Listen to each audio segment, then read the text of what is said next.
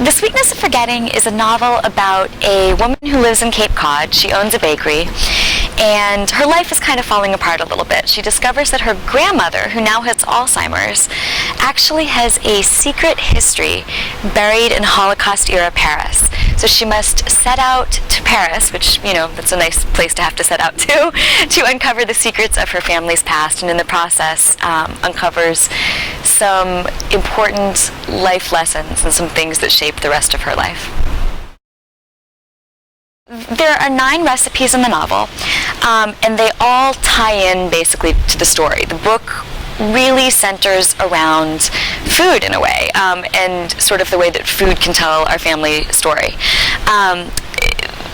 The 9 recipes I chose to include sort of span from recipes that are very traditionally American and that are baked in the bakery in Cape Cod that the main character owns, to recipes that are involved with the grandmother's past in Paris, in 1940s Paris.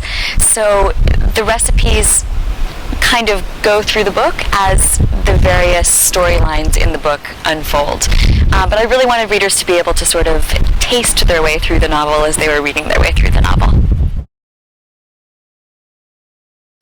So, in the novel, there are 3 strong female characters sort of at the center.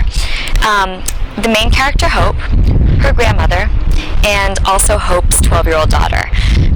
It was really an interesting challenge for me because I think each of the characters had to feel very distinct because they were from different generations.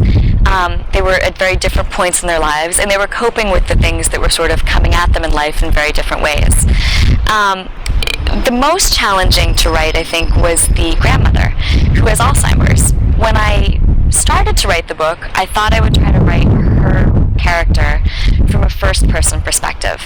But that, not surprisingly, became very challenging because obviously with Alzheimer's, there's a lot of forgetfulness. So I wound up writing her from a third-person perspective, and that, I think, made it easier to sort of get an insight into her character without overwhelming the reader with sort of being in the head of someone who's forgetting.